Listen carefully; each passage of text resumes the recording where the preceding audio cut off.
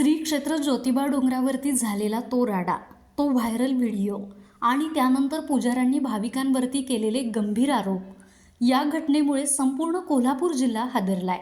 पण आता या वादाला एक नवं आणि आक्रमक वळण मिळालंय. ज्योतिबा पुजाऱ्यांच्या आरोपांविरोधात परिते गाव एकवटलं असून आज संपूर्ण गावामध्ये कडकडीत बंद पाळत निषेध रॅली काढण्यात आली. घटनेचं गांभीर्य असं की ज्योतिबा येथील पुजाऱ्यांनी भाविकांवरती मद्यधुंद अवस्थेत गोंधळ घातल्याचा आणि मंदिराचं पावित्र्य धोक्यात आणल्याचा ठपका ठेवला होता. मात्र करवीर तालुक्यातील परिते ग्रामस्थांनी हे सर्व आरोप पुराव्यानिशी धुडकावून लावले आहेत. परितेकरांचा सवाल असा आहे की जे गाव स्वतःच्या यात्रेनिमित्त 3 दिवस मद्य विक्री आणि मटणाची दुकानं बंद ठेवण्याचा अधिकृत निर्णय घेतं, ते गाव ज्योतिबाचं पावित्र्य कसं काय बिघडवेल? गेल्या 15 वर्षांपासून परिते गाव आपली मानाची शासनकाठी घेऊन अत्यंत निष्ठेनं ज्योतिबाच्या चरणी सेवा अर्पण करत आहे. ही परंपरा, ही श्रद्धा आणि ही शिस्त आम्ही आजही जपतोय. असं असताना पुजाऱ्यांनी केलेलं मद्यधुंद असण्याचे आरोप या धांदामध्ये खोटे आहेत, असा पवित्रा ग्रामस्थांनी घेतलाय. आज याच अन्यायाविरोधात परिते गावातील आबालवृद्ध रस्त्यावरती उतरलेत. हातात निषेधाचे फलक आणि अन्यायाविरुद्धचा एल्गार पुकारत संपूर्ण गावातून भव्य रॅली काढण्यात आली. आमच्या श्रद्धेचा अपमान खपवून घेणार नाही, अशी गर्जना यावेळी करण्यात आली आहे. परितेच्या सरपंचांनीही या प्रकरणावरती स्पष्ट भूमिका मांडली असून पुजाऱ्यांनी स्वतःची चूक लपवण्यासाठी भाविकांना बदनाम केल्याचा आरोप त्यांनी केलाय. ज्योतिबा डोंगरावरील तो राडा नेमका कशामुळे झाला, तो व्हिडिओ नेमका काय सांगतो आणि आता परितेकरांच्या या आक्रमक पवित्र्यानंतर प्रशासन काय भूमिका घेणार, हे पाहणं महत्त्वाचं ठरेल. पण एक मात्र नक्की की श्रद्धेच्या नावाखाली भाविकांचा होणारा अपमान आता गावानं मनावरती घेतलाय. या चांगल्या उत्साहाच्या काळात आपल्याला गाव म्हणून एका वाईट घटनेला सामोरं जायला लागते. त्याबद्दल आपल्याला प्रथमतः या गोष्टीचा मी निषेध करतो. काल आपण भल्या उत्साहात आपण गेली 10-15 वर्ष यात्रेचा उत्सव साजरा करतो.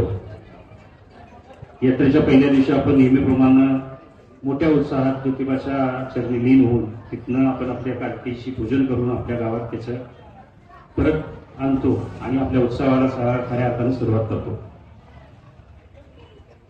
या इतक्या वर्षाच्या काळात आपण जे काही एवढा उत्सव मोठ्या प्रमाणात केला, त्यावेळेला आपल्या गावातून मला अभिमान वाटतो आमच्या गावाचा की कधीही अनुचित प्रकार आम्ही कुठे बाहेर जाऊन केलेला नव्हता. आणि कालचाही दिवस त्याला अपवाद फक्त आणि फक्त त्यांच्या एका चुकीमुळे झाला. कालची परिस्थिती बघता काही गोष्टी आम्हाला कळायला वेळ गेला. मोठ्या उत्साहात चाललेला कार्यक्रम त्याचं गालबोट लावण्याचं काम तिथल्या स्थानिक पुजाऱ्यांच्याकडनं झालं. मुळातच या गोष्टींचा आज मुख्य दिवस यात्रेचा असताना आपल्या गावातलं आनंदाचं वातावरण असताना ह्या प्रकारात जाऊ नये आमच्या इच्छा होती. पण आज जो काही प्रकार आमच्या पत्रकातनं छापून आला, गंभीर असे आरोप आमच्या गावातल्या मुलांच्यावर आणि युवकांच्यावर लावले गेले. दारू पिऊन धिंगाणा घातला, पुजाऱ्यांची छेड काढणे, महिलांची छेड काढणे, असे गंभीर आरोप आमच्या मुलांच्यावर आणि आमच्या ग्रामस्थांच्यावर केले. असा कुठलाही प्रकार आमच्याकडनं तिथे घडलेला नाही. या गावचा प्रमुख नागरिक या नात्यानं या संपूर्ण ज्यांनी ह्या गोष्टीचा या पत्रकातनं ज्यांना ही बातमी समजली असेल त्यांना मी कळवू इच्छितो, असा कोणताही अनुचित प्रकार माझ्या ग्रामस्थांच्याकडनं घडलेला नाही, याची मी तुम्हाला सर्वांना ग्वाही देतो. आणि प्रथमतः ही गोष्ट त्यांनी विचारपूर्वक ही पत्रकाला द्यायला पाहिजे होती. कारण काल सुद्धा आमच्या दोघांच्या तिथल्या स्थानिक प्रशासनाने आमच्या चर्चा झाल्यानंतर असं ठरलं होतं की झाला हा प्रकार गैरसमजातनं झालाय आणि त्याच्यावर वाढीचार न लावता आपण ही सामोपचाराने भेटूया. आणि त्यावरच आम्ही ठाम होतो, त्यांनीही ठाम होते. पण त्यांनी जी पत्रकबाजी केली, त्यात जे आरोप केले हे आम्हाला अपेक्षित नव्हते. तेव्हा ह्या सर्व गोष्टींचा, या सर्व आरोपांचा मी खंडन करतो. आणि ह्या काल जे काही घटना आमच्या ग्रामस्थांच्या बाबतीत घडली, आराध्य दैवत आहे, महाराष्ट्राचा आराध्य दैवत आहे, तिथं असे अनुचित प्रकार भाविकांच्या बाबतीत होत असतील तर ते निंदनीय आहे. आणि ह्याच कारणासाठी मी या गावचा प्रमुख या नात्यानं आणि या सर्व ग्रामस्थांच्या वतीने या गोष्टीचा निषेध करतो. आणि येत्या काळात जे काही त्या प्रशासनाला किंवा प्रशासनाला आम्ही संविधान मार्गाने आम्हाला जे काही गरजेचे असतील ते सर्व पुरावे आमच्याकडे उपलब्ध आहेत.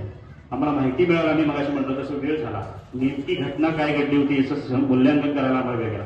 पण त्यात कुठलीही ही चूक आमच्या ग्रामस्थांची नव्हती. जे काही चुकीचं घडलं ते त्यांच्याकडनं वर्तन घडलं आणि त्यातनं झालेला हा सगळा प्रकार आहे. आणि त्यातही त्यांनी जे आमच्यावर जबरदस्ती केल्याचा प्रयत्न केला, त्यातनं आम्हाला ते काही गोष्टी तडजोडी म्हणून आम्ही स्वीकाराव्या लागल्या. आम्ही तिथं माफीनामा दिला. त्याचा अर्थ कारणच असं होतं की तिथं परिस्थितीच अशी बनवली होती. आमच्यासारख्या प्रमुख माणसांना सगळं त्यांनी बंदी बनवलं की तुम्ही इथनं आम्हाला ती पोरं आणल्याशिवाय इथनं सोडायचं नाही. आमची जबाबदारी होती. आमची गावातली 100-500 पोरं तिथं होती. लहान पोरं, शाळेला जाणारी मुलं सुद्धा मोठ्या उत्साहात तिथं आली होती आणि त्यांना शोधायला ती पळत होती सगळीकडनं. आणि अशा वेळेत आम्हाला जे काही उचित वाटलं, आमच्या सगळ्या ग्रामस्थांची सुरक्षा महत्वाची होती, त्यासाठी आम्ही तो निर्णय घेतला आणि तडजोडीचा मार्ग स्वीकारून आम्ही त्यांना कमीपणा घेऊन त्यांना सांगितलं आम्हीच माफी तुमची मागतो, आमच्याकडून चूक घडली अशी आणि आम्हाला इथनं जाऊ द्या. आणि तेव्हा आम्ही त्यांच्याकडे ते लिहून दिलं. पण याचा अर्थ असा तुमच्या सगळ्यांचा आरोप मी त्यांचं मान्य करतोय असा नव्हता.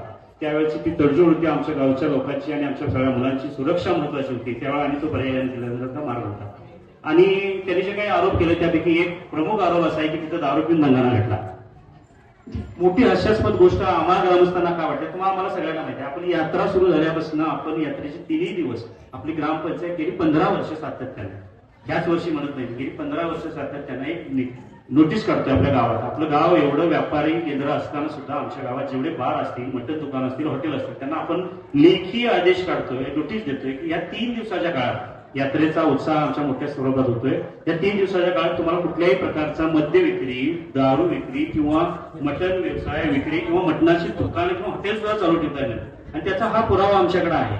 आणि तो जो त्यांनी आरोप केला की आमची पोरं तिथं दारू पिणे, आम्ही जर आमच्या गावचं पावित्र्य राखायसाठी जर आम्ही दारू बंदी करत असेल तर तुमच्यासारख्या महाराष्ट्राचं आराध्य दैवत मूळ स्थान असणाऱ्या ठिकाणी आम्ही दारू पिऊन दंगा करीन द्यावा.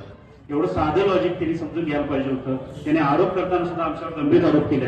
आम्ही या सर्वांचा या आरोपांचं खंडन करतो आणि या प्रशासनाचा तिथल्या स्थानिक त्या ज्यांनी तिथं आम्हाला या गोष्टींवर अशा परिचय वागणूक दिली त्यांचा जाहीररित्या निषेध करतो आणि थांबतो. धन्यवाद. अशाच नवनवीन अपडेट्ससाठी डिजिटल कोल्हापूर चॅनेलला सबस्क्राईब करायला विसरू नका.